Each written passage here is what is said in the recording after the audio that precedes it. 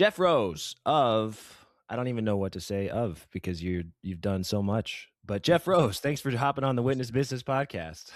Thanks for having me, man. Jeff Rose of Wealth Hacker, Good Financial Sense, Facebook, He's an empire unto himself. That's pretty accurate. House of Rose, all the things. Thanks for hopping on. One thing we like to start the show with is this question. What would you say is the worst job you've ever had? Worst job.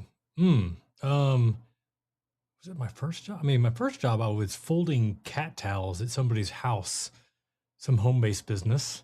I'm sorry.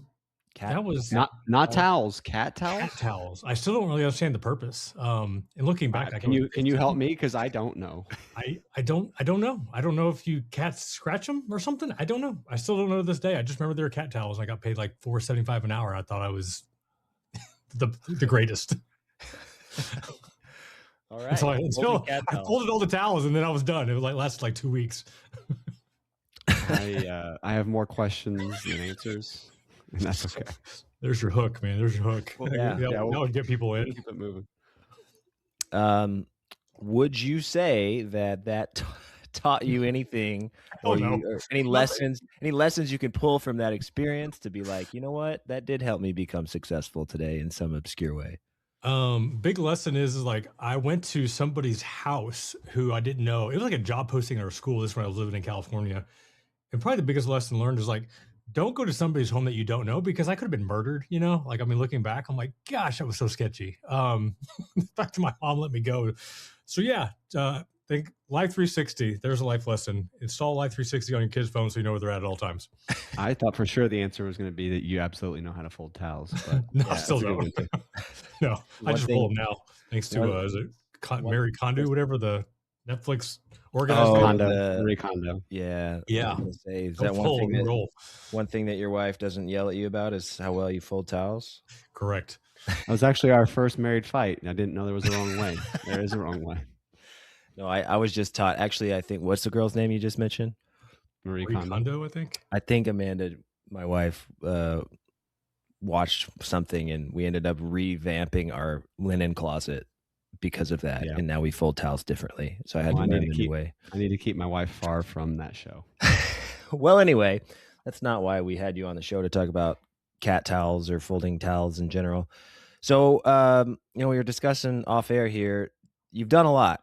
We talked to a lot of entrepreneurs and creators on this show about how they got their idea out of their head. And I think for you, it's been sort of pivot after pivot. So let's maybe go way back.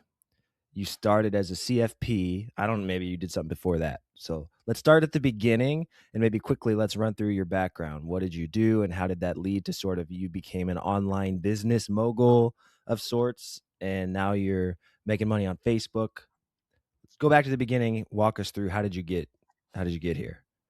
Yeah, so finance major in college, had no idea what I was going to do with that degree. Stumbled into an internship at a local brokerage firm, and then that led to a job offer as a junior stockbroker, junior advisor. This is going back in 2002. For those I can remember, this was the time that going after the .com crash, that the first time in at least the company I was trying to get a job for had their first layoff, like in their 118-year history. So I was trying to work for corporate, didn't work out. So I accepted this role. Starting salary was $18,500 and we split commissions 50-50. I think after that first year, I made about $22,000 before tax. And that's how the career got launched. And at that time, I didn't know anything about investing. I made $10 an hour as a bank teller, and I calculated that to be about $20,000 a year. I mean, this was 15 years later than that, but still, I'm like, dang, 18,000. You're a finance major making $18,000. Oh, it was very humbling. But at that point in time, like I put all my eggs in this one basket. It didn't happen, so I'm like, okay, what am I going to do now? I guess I'll be a junior broker. I don't think I thought that I would do that for the rest of my life, but turns out I liked it. It was more about just educating, teaching people just the basics of investing. And, so like I thought I had to know all this stuff, and it really wasn't. And I enjoy people for the most part, within reason. And I enjoyed it. So that's what I did. Grew it for about 3 years, and then I got deployed. I was still in the Army National Guard. That's why I joined that to pay for college and stuff, and continued. I didn't have to re-enlist, but I did just because at that time, I enjoyed that 1 weekend a month of getting outside the office and hanging out with the guys, getting dirty. So I re-upped when everybody else didn't for the most part. And then I got deployed for 17 months to Iraq back in 2005. And so the career was put on hold for about 17 months, came back. It still took me about 90 days at least to kind of readjust and get back to being in an office again. Going from that to going from Iraq to being an office setting definitely took some adjusting. And that's when I ended up getting my CFP, Certified Financial Planner designation. And man, just hit the ground running, man. I was growing the business. Everything was great. And then the firm that I was working for got bought out by what ended up becoming Wells Fargo. And me and 3 other guys were like, man, we didn't want to work for a big bank. So we ended up leaving, co-founding our own investment firm locally. And it's funny because that was a huge risk for me. I was young. Thankfully, I had some guys that were a little bit older than me, because I really didn't. I don't think I saw myself as a business owner, entrepreneur. I mean, I'm the big idea guy as well, but like the logistics of like, I don't want to set up a phone line. I don't want to like do the research and find a printer or find a place to rent. Like these are things that just, without their help, I don't think I could have done it. So I'm grateful I can kind of like lean on them. And I also remember back then, fun story, the guy who hired me initially, I ended up leaving him, which was hard. But between him and another person told me that I was making the worst decision of my life, leaving where I started. And it's funny because within 90 days of me leaving, I ended up making the most money in 1 month I'd ever had in the previous 5 years. And I'm like, suck it. Have you talked to that guy ever since? We did. It took a while because he was hurt, and I get it, man. So we didn't talk for a long time, and obviously he recognized that there was some success. So yeah, man, I did all that, and during that stretch, when I became more of an independent financial advisor, I was always interested in marketing, unique ways to market myself, and I was always testing out different things. And somewhere in that time frame, I learned what a blog was. And which, gosh, it sounds so dated right now. So this is a time period like 2008, right? That's it was like 2008, correct? Yeah, yeah. That's when blogs were booming. Blogs were booming. Like Pat Flynn, that's when he got his start. Like that's guys when like he started. that. Yeah, guys and like I remember that when I first read crazy. about a blog. I remember I did a quick Google search, and like I searched certified financial planners blogging or blogs. And at that time, there was like 3. And I thought, this is interesting. Like, is this like kind of like finding a niche or, finding a need? And so I'm like, man, and I ended up talking to a guy who was one of the 3, reached out to him, Art Dinkin in Iowa, give him a shout out. And he told me that he got the most business out of all the things he've ever tried in his life. He got the most business from his blog.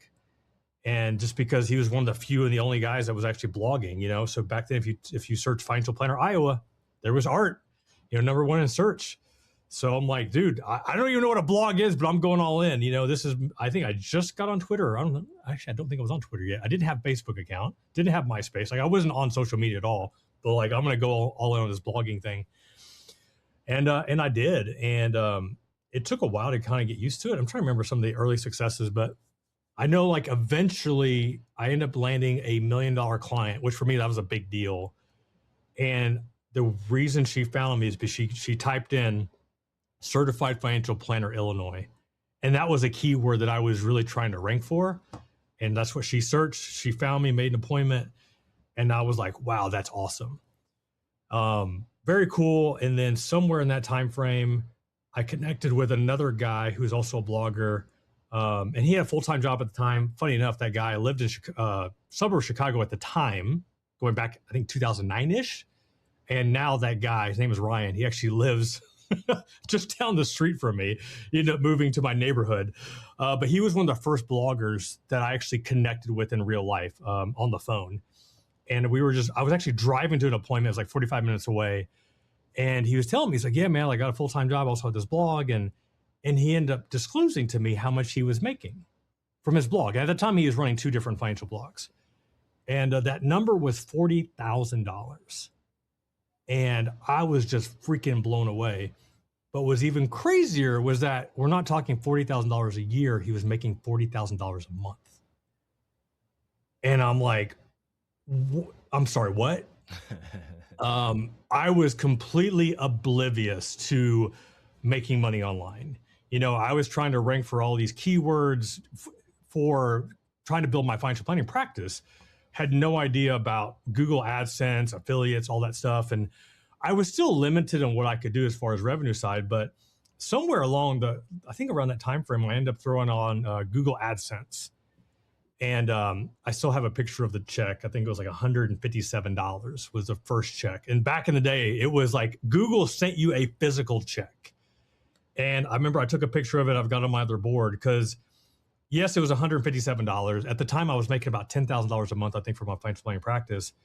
But like getting a check from Google was just, I can't even put it into words, like how transforming it was. It's like revealing of what's possible. Absolutely. Like $150 is not life changing, but the possibility was unchanged. Yeah, I mean, and you would talk to that guy who was making 40 grand a month, and it's like, oh, that's great, that's nice for him. Yeah. And then you get a little bit, and you're like, maybe. Let me tell you something right now. We're gonna eventually end up at Facebook, right? Because that's what you're doing mostly now. I look at your numbers on your YouTube channel, and I'm like, I just got my first checks from Facebook like the last few months, and I'm like, that's where I'm at right now. Yeah. It's like, oh, I see what's possible. It's possible. Maybe, yeah. It's so cool. So for when that started happening, I became much more obsessed with growing the blog than the financial planning practice. It still grew, like I was still getting clients. I was still getting referrals, obviously, and with the blog too, as I was getting, clients from that as well. But it was like, man, how can I grow this thing? It took a while. I think after that $100 check, I think it was maybe 3 to 6 months later, it went up to $1,000, and it was like $3,000, and then it was like $5,000. And I mean, so this is all Google AdSense, right? We're not doing affiliates yet because I still had some limitations because I was still a Series 7 licensed financial advisor.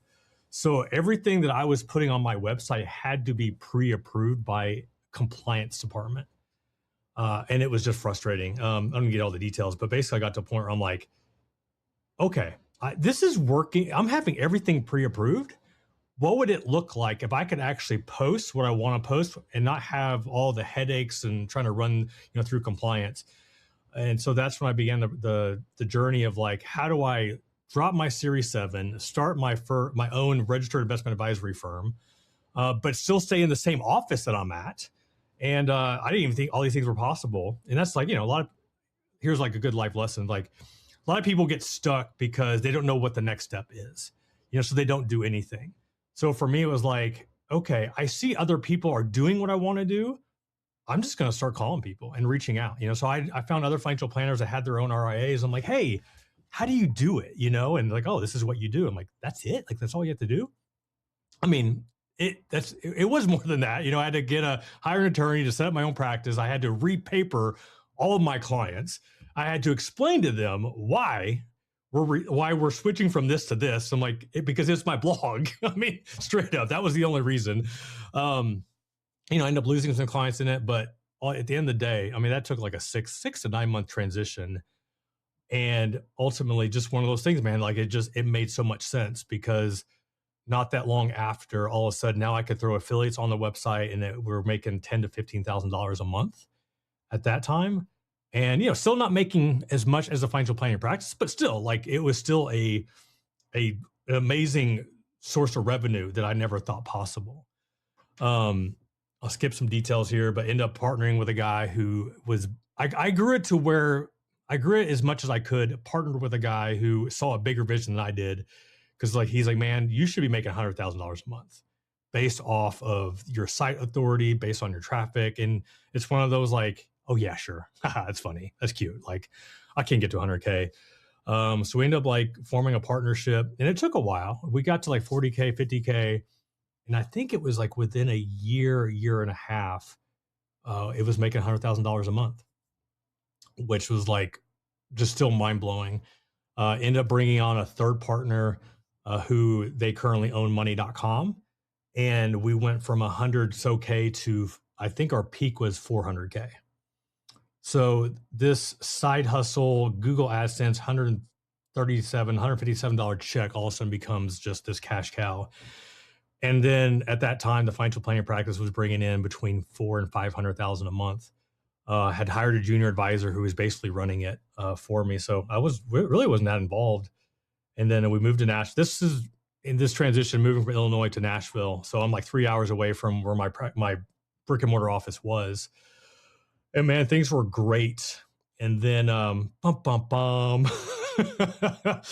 then a few things happen. One, business partnership goes to, can I say it, goes to shit. And it wasn't the new business partners. It was the partner who I had for 5 years. All of a sudden, I don't know, man, something changed. I didn't know what was going on at the time. Now I do know, like there was some other family stuff and some mental stuff going on, but like it really rocked my world, man. Cause I'm like, what is going on? Like this, we're making the most money we've ever had. And all of a sudden now, like you want out. Like, I don't get it. So, you know, we had to buy him out, but like that took like a year getting him out. So the site's, you know, being neglected at that time. You got more competition, Google search is changing, and then AI comes around. So this asset, this business that was making $400,000 a month back in, what would that have been, 19? Today, I just checked yesterday, in the month of March, it made $150. back to square one. That's full circle because your first check was $150. You're right. Actually, I think I made more on my first Google AdSense than last month.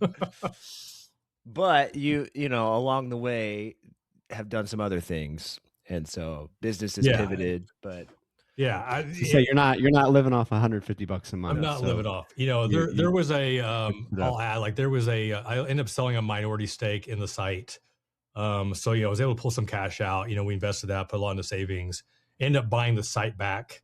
I bought out the first partner, so bought him out, and then the third partner, it just didn't work out for about 2 years. And it's funny because I still have this Post-it note underneath my little tab here. But like that is how much, I don't know if you can read that, I'll read it out loud. $141,679. That is how much I bought my site back for.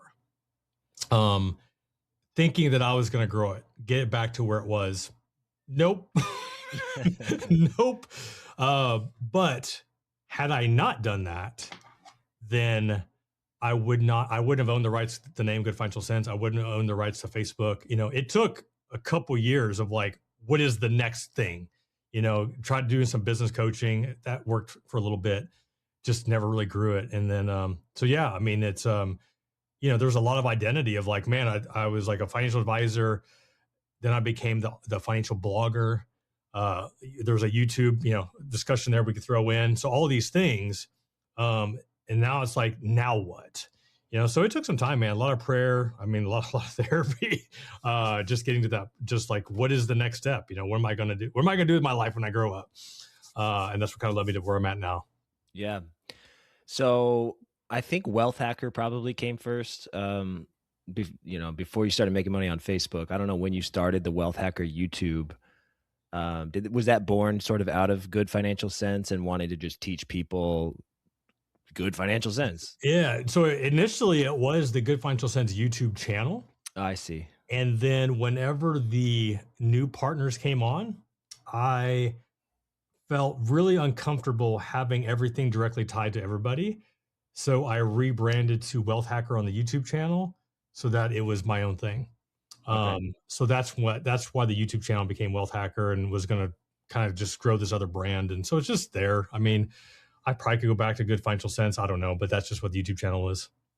And so, I mean, you did that probably in part because you were leery of the previous financial partnerships that had kind of gone awry. It hadn't gone awry yet, but at the time, the new business partners, like they're originally from like Northern California, but they're actually based out of Puerto Rico, which is Mm. super smart, right? Because they just pay Yeah, the almost no tax taxes. advantages. Yeah. But there was just I always just had this fear, man, of like I just don't know. I don't know these guys. I don't know. I mean, I know them for a little bit, but like it just felt safer to me knowing that if this all goes to whatever, I've got this other thing, as a backup, we'll say. So yeah, it was more Yeah, cautionary, which turns out like, yeah, I guess it made sense. I did it. worked out. Worked out. I guess the follow-up I wanted to add to that is that, I'm sure there are a lot of people out there that have ideas and they may feel like it's in their best interest to partner with someone else who at least states a strategic vision or a vision like theirs. But, that obviously has its own built-in potential perils. So just what advice would you give to somebody who's thinking about, joining into a business partnership with somebody? Yeah, man, I've been asked that question so many times. And like, I am so like PTSD towards partnerships. I'm all about like handshake agreements, um, hey, let's just shake hands, and do it that way. But if you're going to get into like a true business partnership, I mean, you have to have your what do you want to call it? I forgot whatever the document is, that basically just that outlines In, everything about the partnership. NDA, is that Yeah. what you're talking about? Um, No. there's like the Yeah, forgot. I know what you're talking. I don't know what it's called either, but yeah, it kind of outlines like what your roles are, the Exactly. ownership Yeah, structures. it spells it out, and then in addition to that, like, it's something that needs to be revisited, I'd say at least on an annual basis because things change, Yeah. and we had one, but it was so loose, and even the contract that we signed whenever I sold a minority stake, it was all based off this amazing trajectory because the vision was we were gonna sell this thing for, 40, 50, $100 million.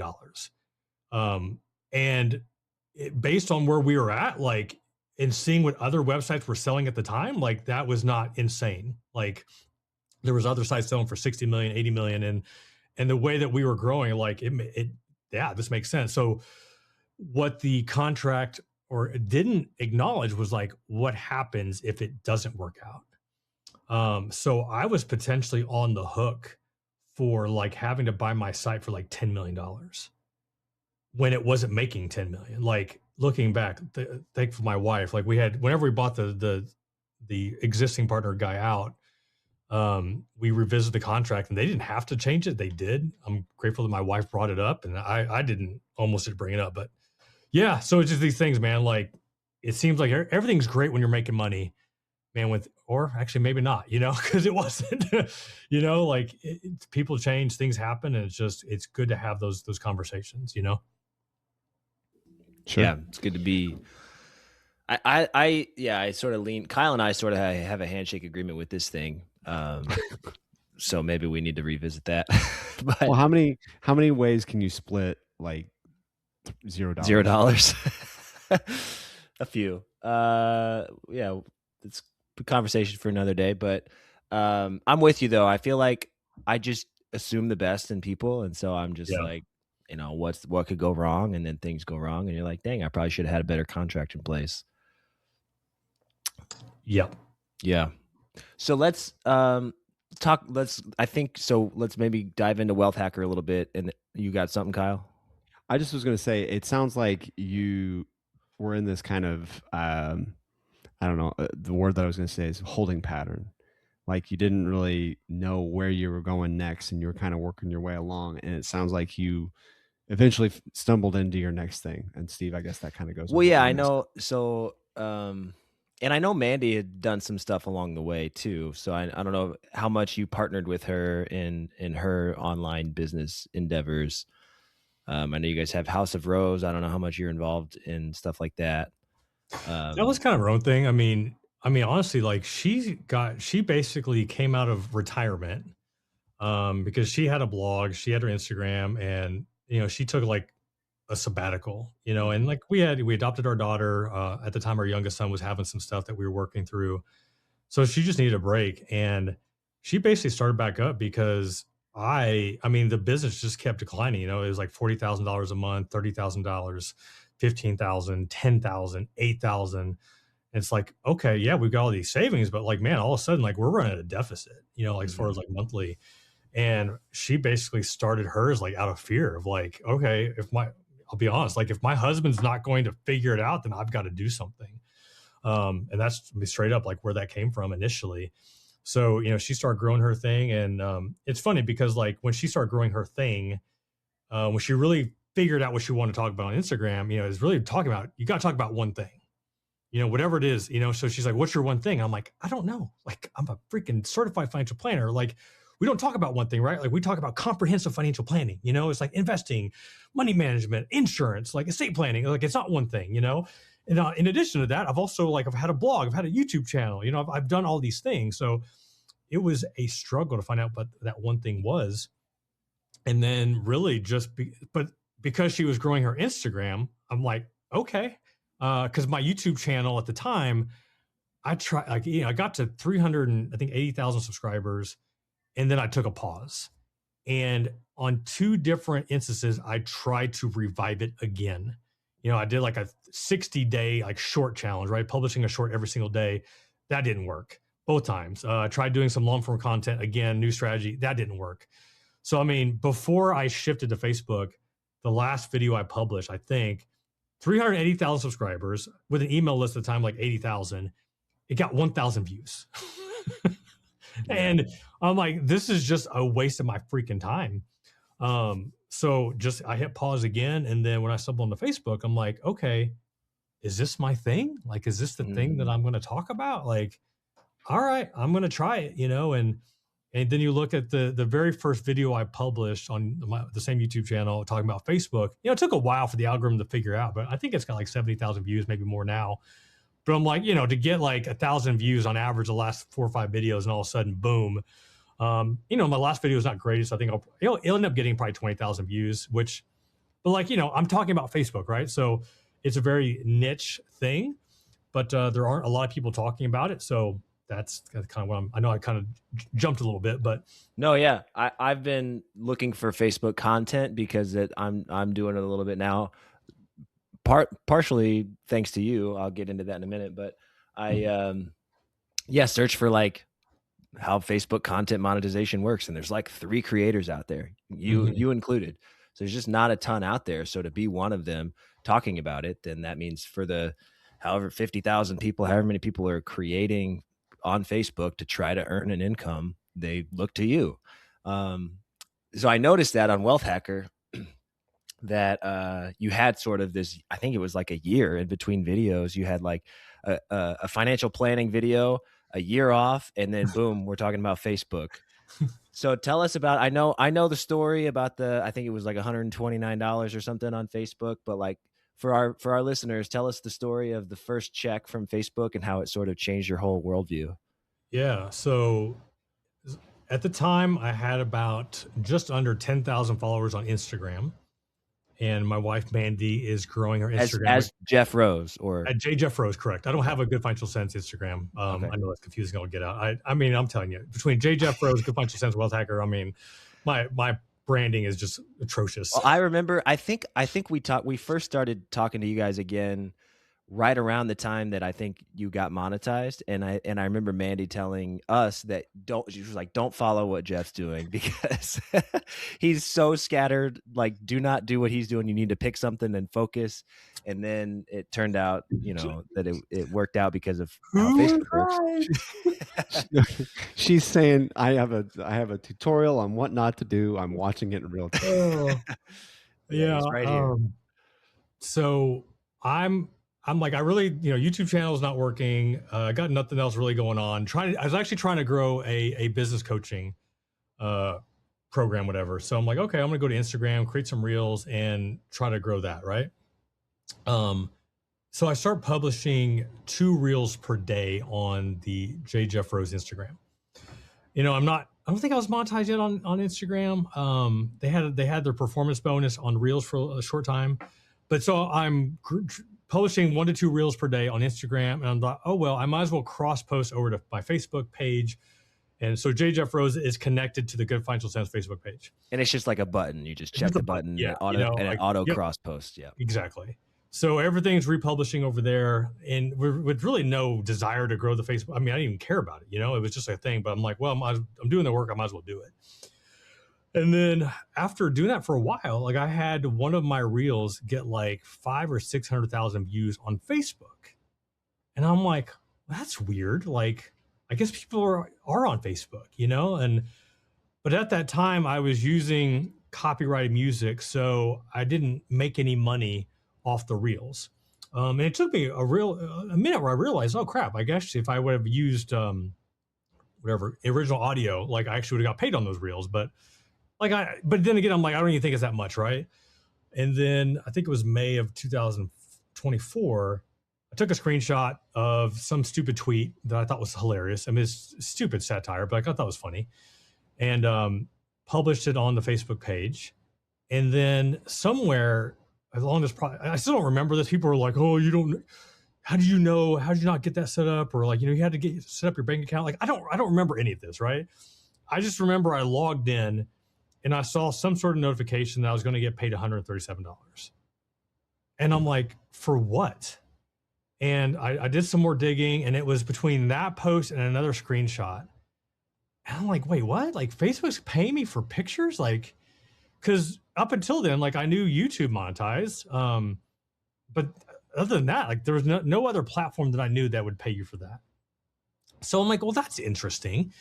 And then I think the next month I knew that I had a tweet about Taylor Swift go viral like 6 months prior. And I thought, well, what if I reposted that, again? So I did, so that next month I made like $500. And then I'm like, I got it figured out. Like, this is awesome. So then I'm trying to post some stuff here and there. And I think the next month I made $300. I'm like, okay, I don't have it figured out. And it was 6 months, maybe longer. No, it wasn't until like December-ish, where I started doing it more. And then I got up to $10,000 a month. But then in March, I got my hand slapped forgot what I posted. But I remember. Was it the Temu? Oh, yes. Thank you. Yeah. It was like this funny meme talking about a Temu factory burning down, which was like an AI image, talking about total inventory loss was like $37 or something. Like, once again, it's just funny. It's just funny. Yeah. It's funny, and then it got flagged for fake news, basically. Yeah. And then all of a sudden I got a notification, like, my reach is limited. I didn't lose monetization, but it's funny because, like, looking back now, I'm glad I mentioned compliance earlier in this podcast, because it reminded me of like compliance as a financial advisor. And I just thought, you know what, screw you. I don't care about this. And like, I was still trying to grow the financial planning or the coaching business. So this is just like all secondary. So that was like March or so. And then like April, May, I don't know, like the coaching thing wasn't really working out as much as I would have liked. And then I started, I think probably one of the other YouTube creators that you probably have came across, something about his video just kind of stirred something. Like, okay, I've been posting like 8 times a day. I actually remember the thumbnail because it talked about, I think it was like posting 24 times a day.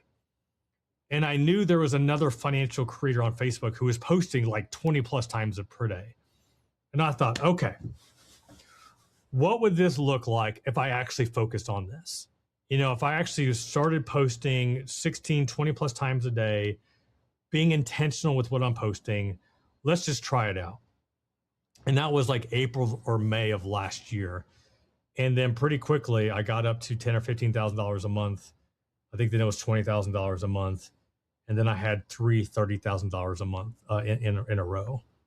And I'm like, what is going on? Like, okay, this is fun. So maybe for anybody who isn't familiar with it, what's kind of the general framework of how that does work? Like, you create content and then Facebook provides you a check at a monetization rate based on what? Like, I mean, I don't want to get too far into the weeds for what you coach about, but yeah. I think that this is as good of a teaser opportunity as you're going to get, I think. Yeah. I mean, it's looking at it through the lens of Facebook is Facebook wants people to stay on their platform longer. So if you can create content that is that solicits engagement, whether that's people commenting, liking. The most valuable metric is sharing. So if somebody's willing to share the content that you post, it doesn't have to be every single piece of content, but the more shares you get, generally, the more that you're going to make. Because people, I mean, you're at when somebody takes that huge action of sharing your content to their own stream, like that's validation. So for me, that was posting informational content. Obviously, I'm in the finance space, but also like I would take screenshots of other people's content on different platforms and then offer my take, whether agreeing or offering some sort of sarcasm. I love sarcasm. I like sharing funny stuff here and there. It's just a lot of it's like stuff I know that's helpful. Also stuff I know that's just I find humorous. A little bit of both, and sharing that content. And for me, the biggest hurdle was I think when I first started, I had around, well, not first started, but whenever I started reposting again, I had about 25,000 followers on my Facebook page. And I was just like, I don't want to like post too much, because I don't want people to think I'm spamming, their timelines, whatever. And I just had to get over that because, you do the research. I think less than 5% of your followers see whatever you post. So I went from like posting 5-6 times a day to 8 times a day to 10 to 12 times a day to 16 times a day. I think it's like the way the algorithm works now. Like it's the TikTok culture where instead of showing you what your followers post, it more shows you what they think you want to see. And so the chance of your followers actually seeing something is low, unless they engage with it often, then they might see it more often. Yeah. But I have more of my own people engaging now, but if you look at the metrics, like a large percentage of people that are seeing my content don't follow my page. So it's pretty compelling. So yeah. It's a variety. That was in it back then. It was called their performance bonus program. They had performance bonus, which was for images. Then they had performance for reels, which is similar to what Instagram used to have. And then last September is when they rolled all that up into what they now call the content monetization program. And that's why I end up creating the course around that time frame, because I'm like, oh man, this seems like pretty good timing, like having a course that teaches people how to make money on Facebook when they are really kind of like they've invested a lot of resources into this content monetization program. So seemed like good timing. It has been good timing.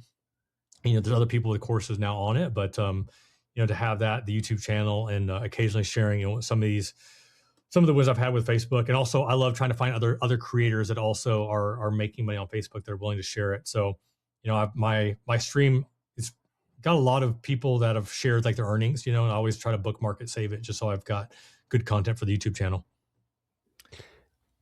I just have a quick question. You may not know the answer, but one thing I have been wondering is why do you think they're putting the initiative into Facebook and not also Instagram, or not Instagram at all? I don't know. It's a great question. I don't know the answer. I know that, right now, like I do get paid on Instagram, but they just pay you for pictures. Instagram went like on this big push last year. I think it was last year, but they wanted more posts, more carousels.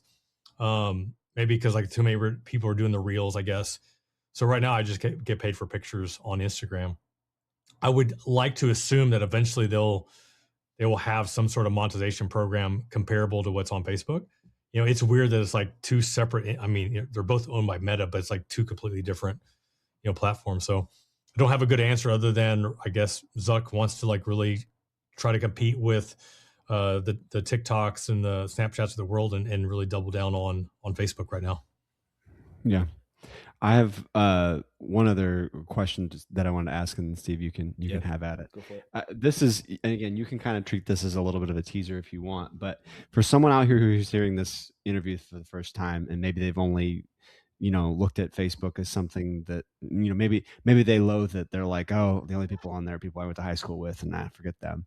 Or it's just something that they kind of look at passively, and they've never thought of it as a revenue vehicle before. So hearing you talk about it, this is, putting the idea in their head for the first time. Outside of obviously looking into your course, what would you say is a piece of advice that you would have for somebody who hears that and their interest is piqued and they want to get started? I say watch my YouTube videos, just because And you can actually see like the evolution of me, like me just first learning about it, talking about it, and then digging in, finding other people that are sharing. Because like when I first started making money, I just assumed that since I'm in the finance space, that's why I was making a good amount. Because that's been my experience with my blog. It's been an experience with the YouTube channel. RPMs on finance business has always been higher. So that's why I'm thought I'm making these $30,000 months. But then when I started doing digging and finding other pages, like I'm finding like what I would call like the mom blogger who has transitioned into blogging on Facebook, who are making $10,000-$20,000 a month. I came across flea market people, that are going out into flea markets and flipping stuff, that are making like $10,000 to $20,000 a month. I found a Christian page, sharing religious content that's making anywhere from $20,000 to $40,000 a month. So like just these like random niches that I just never would have thought, based on my prior experience, like just the payouts were lower. But the reason why they were having such success is because it was the engagement. People were liking, they were commenting, they were sharing. And so as of right now, like any niche that I've found, as long as you can find that community and get people to engage, like you can make money on Facebook. Yeah, and I'll jump in and kind of give you my experience here for a second. Yeah, Steve, it is fitting here. Yeah, Kyle doesn't like a lot of times he'll shoehorn it in, but yeah, like here, no, Kyle doesn't like when I talk about my social media. He thinks I'm shameless plugging. Sometimes I am, but to say if the shoe fits.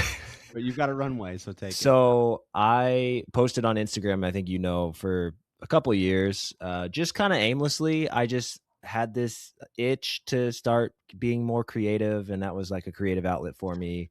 Started like posting workouts that didn't work, and so I started posting some skits. Those took off a little bit, and I ended up growing it to like 20,000 followers or something. And then it sort of started dying off. I was losing followers every day, and I didn't really care. I was just like, I don't know, I'm going to keep posting and see where it goes. And I had gotten Jeff, he absolutely cared. I had gotten an email from you, just one of your mass emails about Facebook. And it went to my junk mail, but I saw it was from you, and I was like, I'll read it. And I read it, and it said something about Facebook's new content monetization program, and it's invite only and blah, blah, blah. And I was like, oh, cool. Like, just put that in my back pocket as information. Like the next week on my Facebook page, not on my Facebook profile, not a page, like a business page, like my personal Stephen Beckham Facebook profile, I get a notification that I'm invited to Facebook's content monetization program. And my first thought was, why? Like, why? I know it's invite only, and I have not posted on Facebook in like a decade. That's so random. But I've been consistent on Instagram. So, and those are connected accounts. So I was like, maybe they just, looking for a way to incentivize me to do something on Facebook. I don't know why, but I talked to a buddy of mine about it, and I was like, I think I'm going to say no. Like, I'm just going to reject it because I don't want to spam my friends with stuff. Like, if they would have asked my kind of fit father handle to do it, I would have done it. And I was like, I think I'm going to say no. And he was like, why? Just try it. Who cares? Like, your Facebook is your high school friends. Why do you care what they think? And I was like, that's fair. That is fair. So I said, all right, I didn't stop posting on Instagram, but I kind of just like let it fizzle for a little bit. And I started putting all of my content on Facebook. And then I went back and took some of my best performers from Instagram, put those on Facebook. My first month, I made $67. And I remember I called Kyle, told this story on the podcast before, but I called Kyle after the like second day of monetization. And I was like, oh, I bet I've made like 5 cents or something. And I made $8. And I was like, Kyle, friggin', I made $8. And he was like, I was supportive, and I was like, but so he was like, kind of like, I don't. You quit your job tomorrow? Yeah. Like, he's like, I don't care. I was like, this is awesome. $8. My wife kind of felt the same way. She was like, great, good for you. And then, but I was pumped because kind of like you, thank you. Kind of like you, I was like, this shows the potential of like what could be. And so I kept posting, I kept being consistent. I upped my posting to like twice a day, and I do reels pretty much only. I tried some text stuff, some pictures, and they get like 100 views. So I was like, all right, I'm just gonna do reels. And it's funny, my wife was kind of against it, just because she thought it was a little cringy, which it is. And one day she had a video idea, and we filmed it, and it was like, and I play all roles, so it's me as myself, as the dad, the I husband, saw and it. then I saw it. I put a wig on and I play the Yeah. wife, and then I put like a mask on and I play the kid. And she had this real idea of like how the kids freak out when mom leaves the house, but they don't care at all when dad leaves the house. So we filmed it. It was like a 20-second reel. Probably took me 45 minutes of my life to film, edit, and post this reel. And it made $500, I think. And that's when she was like, huh. Wait. She said, wait a second, I'm with the kids all day and I've got some ideas. And so she started spitballing like, well, you can make a reel about this. You can make a reel about this. She goes to these play dates with her mom friends. Her mom friends complain about their husbands. Let's turn that into a video. And I think in February, I made like $1,300. And then March just exploded for me. I'm not quitting my job, but I think I made $4,600 in March, just because I found a format that worked and I just kept, rolling it back, doing it again. And I made $4,600. And I'm a little bit like, what is happening? Like, why is Facebook paying me $4,600 to make these stupid skits? But I'm a little bit like, I don't really care. I'm just going to keep doing it until it fizzles. It's fizzled a little bit. This month is lower, but it's just crazy to me. And I think that's kind of what the gist of your YouTube content is. Like, I don't know why Facebook is doing this, but they're doing it. So you guys need to get on this, get in on the action. So that's my story of how Jeff Rose put the bug in my ear. And now I'm a Facebook content creator. You're doing good, because I don't know really what happened. I know like they just recently made some updates on Reels. Like they wanted to be longer than 10 seconds. Yeah, I got a notification. It's like the reel has to be longer than 10 seconds and they have to watch it longer than 5 seconds. Correct. So a lot of the reels I were doing, they were like 6 seconds or less, right? Because that was like, that's what you did. Because it's hard, it's challenging. I mean, it sounds weird, but it's true. Like it's challenging to get people to commit to watching longer than 5 seconds or even 10 seconds. But like when you're doing it a skit format, it's my belief is like people are going to watch longer, as long as you're good at doing what you do, and if you're consistent. I think it's the on-screen text hook at the beginning. If it's good enough, then it'll get people over the hump of like 5 seconds, and then that's when they pay you. So that's been my experience. I don't know why I can't get a photo or a text piece to get more than like 100 views. But every time I've tried it, I'm like, let me try one too. I got something funny to say. I'll throw it out there and it gets like 100 views. Like when Chuck Norris died, I posted a picture of Chuck Norris and it was like, death, or Chuck Norris is not afraid of death. Death is afraid of Chuck Norris, and death's about to find out today, or something like that. Got like 100 views. I would keep testing, because text posts are so dang easy. How much does it convert? So I know, I post like 20-second reels, and I would say 1 million views on a 20-second reel converts to more or less $200. Depends on how long the reel is, how long you're able to hold their attention. That's the exact kind of conversion people are looking for. Yeah, so it's about $200 for 1 million views on a 20-second reel, more or less. What are you seeing for like text or picture posts? Gosh, I just did a video on this. I don't know I forgot what I said. I do know, like on a shorter reel before all this, like if I got paid $30 to $50 for 1 million views on a shorter reel, like that was about the average. Yeah. So the fact that you're making 200 on 1 million views because it's longer, that's a good thing. Then I posted a compilation reel. It was like all the format that I had found that worked. I compiled like 6 or 7 of them together. So it was like a 2.5 minute reel, kind of just because I didn't know what to post. And I was like, let me just put this out there. And it was easy to edit. And it got about 1 million views, but it got more than that because it was 2.5 minutes. So it was like, 1 million views was like $300 or something like that. So I think it's maybe a little bit of just how long they sit and look at it. I don't know if that's how it works for text and pictures too. I had one where it's one of these where, like, I'm sure you've probably seen it or maybe have, but it's like, how do moms do all this stuff, right? Like work 9 to 5, do all the kids, and blah blah blah. And like, and it's been posted so many times. Like I've seen it like on Instagram, I've seen it everywhere. And I just saw somebody else post it as a picture, and I just took it, uploaded the picture to ChatGPT, extract the text, and they did a slight rewrite and posted it as a text post. And it made like $1,000. Like, which is just funny to me, right? Because it's just a text post, and it's a text post. Like even Mandy saw, she's like, I've seen that everywhere. Like, why did it? And I don't know why it just did, right? Just for whatever reason, that one popped. And obviously I've had others make me $3, right? So it's like, it's all over the place. But it's the thing for me is it's always fun to see, like, testing new things, and finding things that work. And so that's just kind of like, that's the fun experiment right now. So I know I want to talk just for a second. You don't have to dive too deep into this, but I know to post 15 times a day, you have a little help with AI. 100%. So can you talk about how you're using AI to assist with this? I think I'm at a little bit of a disadvantage because I do reels only, so I have to, maybe I get a little inspiration from ChatGPT or help me refine this script and things like that. But I can't rely as heavily on AI, I think, as you can.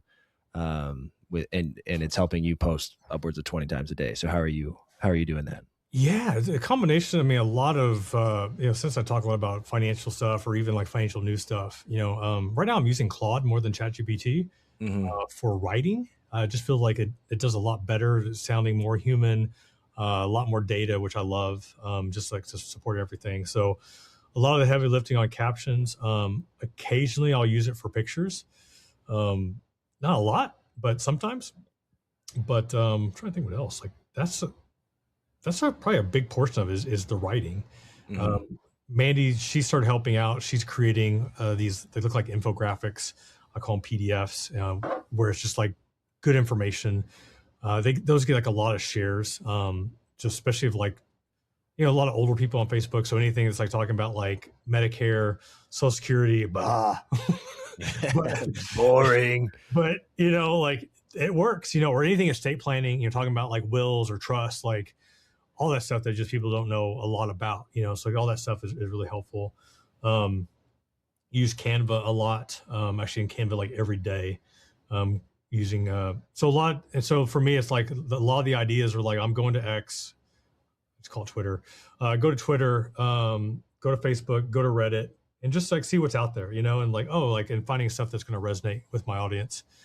And that's kind of the routine. And then right now I've got some this is kind of funny, I've got some people that are copying me, like straight up like copycats. And but I could report them, but I'm not, because they have a much smaller following. So I use their pages as an idea, like, hey, you've got 10,000 followers, that posted really well for your audience. I'm now going to recreate it, using, I'm not going to copy it, but I'm going to recreate it, adding my own little unique spin. Steve's favorite content creators are the ones where it's just them, like their face, and you got to watch this. And then it's like just them saying, watch this. And they're watching along, like nodding in the like green screen. I'm like, this is.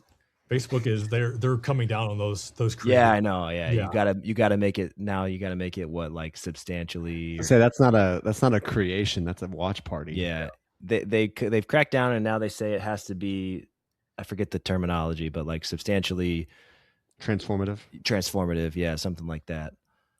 There's a guy, I think he'll be my next video. I won't share it here, but you can go to the YouTube channel and see, but I mean, he's built his Facebook page he pays for a subscription now because he basically would find viral videos, and he's focusing, he's like in the parenting niche, we'll say. And he'll give like his response afterwards, and his general rule of thumb is like, if it's a 30-second reel or clip, he needs to talk for at least 30 seconds. I mean, that's how, but he's done it very well, and he's making $30,000 to $40,000 a month doing 6 to 8 reels per day. And it's a really cool story because it's like, and he's just a super cool dude, super humble. And it's like, and it's all inspirational stuff, right? It's all feel good. It's not polarizing. It's not like he's not trying to find stuff that's like, like rage bait. Like it's all like uplifting, encouraging parenting stuff. So like, I mean, there are people that have built significant businesses, on Facebook. Now he's also posting to TikTok. He's got some revenue there. Posting on Instagram, he's got some revenue there. So, it's expanding, but it all started on Facebook. Well, I'm going to ask one selfish question here, and with you being sort of a Facebook coach, if you will, and then we'll get into our last segment, unless Kyle has any other questions. But as somebody, I'm now posting 3 times a day, and let's say the last 3 months now I've averaged, call it $3,000 a month. What would be your advice to me, other than just like create 10 reels a day, which is I can't stay married and do. What would be your advice to somebody like me to scale up to say, maybe I want to get to that $10,000 a month mark? What should I be doing? I'd be curious, like, because there's a few times where I would do, you find these marriage humor reels, right? That everybody's redone. Yeah. And it's usually pretty simple, right? It's just like, yeah, you got the B-roll, but then you got the text on screen. So I had one, and I forgot the text, but it's like, it was Mandy doing the funny dance by her pool, and it says something about like how she's a lunatic or something like that. I forgot the actual, but it's pretty funny, and it did well on Instagram. I think it also did well on Facebook as well. And then I took a screenshot of the reel, posted it as a photo, and the screenshot made more than the actual reel itself.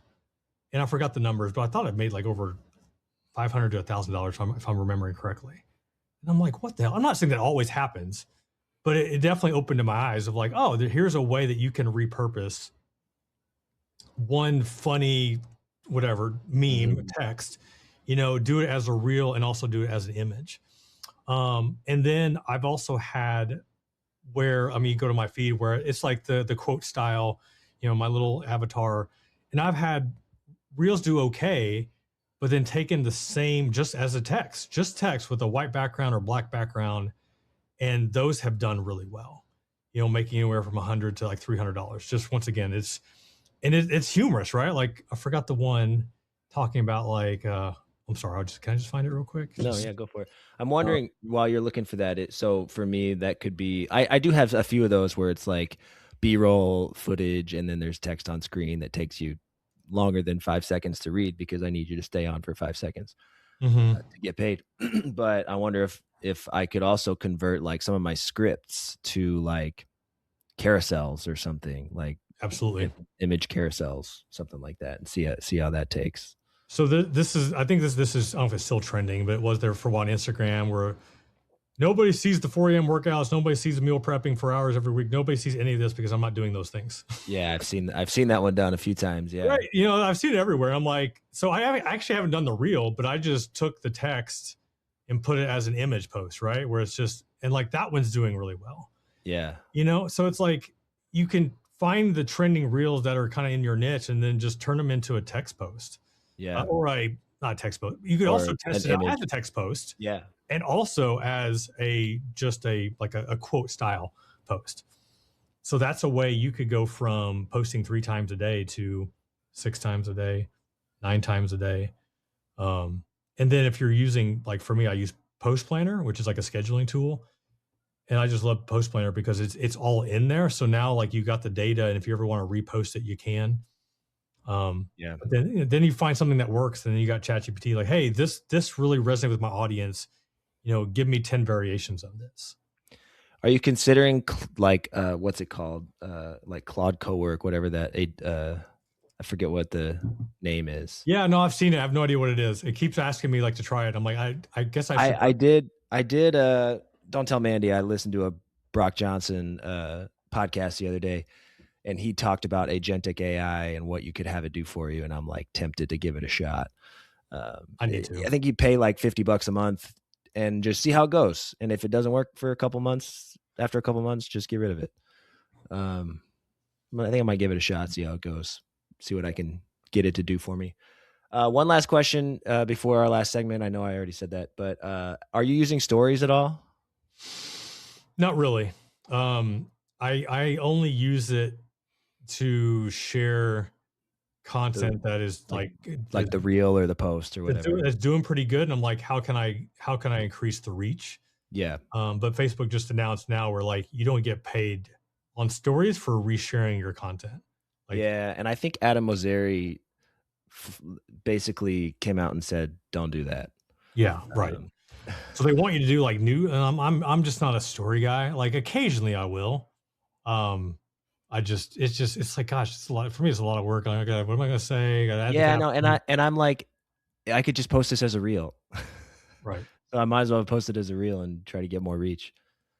So, but anyway, one last segment here we've got. It's called "What in the World." This one is relevant to you in that I just heard about this lawsuit. Maybe you're familiar with Meta, Facebook, whoever, Instagram, the whole gamut. And there's like this 20-year-old girl, you know what I'm talking about? This 20-year-old who deemed that Facebook had addictive properties and ruined her childhood, and she was awarded $6 million and won. Oh, she won. I forgot. I posted this. Yeah. Oh, you did. Forgot about My that. brother actually. My brother's a lawyer. He told me about this, and so I had to do some research.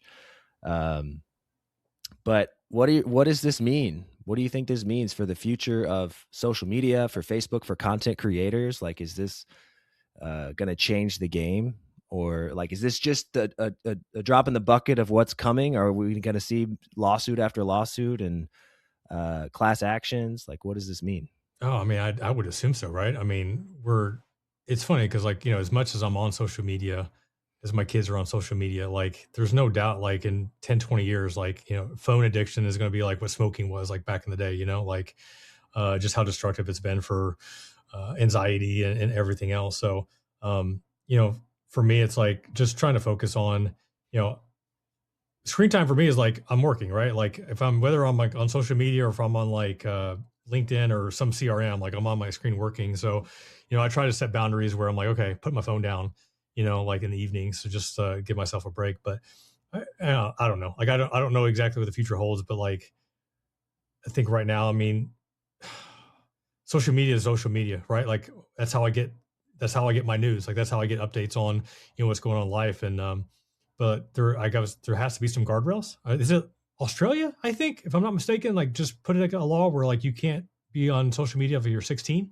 or something. 16. Like yep. Like I'm in favor of that. I think that makes sense. I mean, I'm just with having kids now that are teenagers, like hearing stories, and then we've heard stories, right, of like kids' lives being ruined because they took a picture of somebody inappropriately and then shared it and then it got reshared. It's like just crazy how things can happen so quickly. So it's like, man, we've had to be just so in our kids' lives of like, hey, I need you to understand, like these are the potential consequences of what could happen if you use it incorrectly. But even having these conversations, right? I mean, it can happen so quick. So yeah, I don't know what the future holds, but as of right now, like that's how I get a lot of my information and also enjoyment. So I wonder about the TikTok style, like infinite scroll. I wonder if maybe that, or maybe there'll be some limitations put on that. Like maybe you don't have access to the infinite scroll until you're 18 or something. I don't know. Because like I got Facebook when I was 16. And there was no infinite scroll. You scrolled through what your friends had to say, and then Facebook said, that's it. That's all for today. That's like, all the updates. That's all the updates for now. Come back later. And that's not a thing anymore. Now you can scroll forever, all day, every day. And yeah, well, they've got plenty of ads to offset the lack of content to incentivize you to get off. I don't want to watch another ad, but yeah, I wonder about things like that. But I don't what it means for content creators. Maybe the jury's still out. Yeah, I mean, for me, like with Facebook, probably my biggest concern is like, man, if I go all in on this, like, What if Facebook they were to shut change down. an algorithm or something? Yeah, I mean, that's the risk, obviously. Um, with some reassurance for me was I talked to a guy who has been on has a political podcast, and he's been making money on Facebook since 2019 when I didn't even know it was a thing. And when he started his podcast, like I mean, his belief was like it's the podcast is going to be the main revenue driver. Everything else is just a supplement or a complement. And he discovered pretty quickly like it isn't. It's been Facebook, and it's still Facebook. He still has the podcast, but he's sharing the podcast clips on Facebook, and like that's what's driving. Yes, he's got brand deals and sponsors and all that stuff, but still, Facebook is still continue to be the main revenue driver. And then whenever they came out with the content monetization program, really gave some more clear, just precise information about it, and how it works. Like, okay, I'm not similar to YouTube. The only thing they haven't released yet, which is super frustrating, is how do you get invited to monetization? Because like there are people that are commenting on my YouTube channel all the time. I've got 20,000 followers. I've got 50,000 followers. I've got 200,000 followers. I haven't been invited. And you have somebody like you who gets invited, who's like, I think I'm going to turn it down. Even Mandy, like she has her big Instagram following, and then her Mandy Rose official Facebook got invited to content monetization. And at the time she had like 197 followers. Yeah. So it's like, there is no rhyme or reason why certain people get invited over others. And that's super frustrating because you don't know. But other than that, but as of right now, like it's been going, and I'm just going to enjoy the ride while it's here. So that's kind of where I'm at. Is like right now I've made, upwards of 10 grand total, like on Facebook, I'm almost across the $10,000 threshold. And I'm like, if I only make $10,000 on Facebook, it is what it is. I have a job and I have other ways to make money, but I'm going to ride it until they change it. So with that, Jeff, thanks for hanging with us today, man. It's been a pleasure catching up with you and hearing the whole story. I don't know if I ever heard the whole story. So you got most of it. Yeah, it's cool to hear your background. Hey, watch the YouTube channel and you'll hear the whole story. We got to go way back on the YouTube channel. But yeah, thanks for hanging with us today. We wish you nothing but success. And we'll point people to you, to your YouTube, to all your stuff in the show notes. So go, if you want more from Jeff, go check out the show notes. And we'll keep in touch. Don't be a stranger. Sounds good, man. Thanks, guys.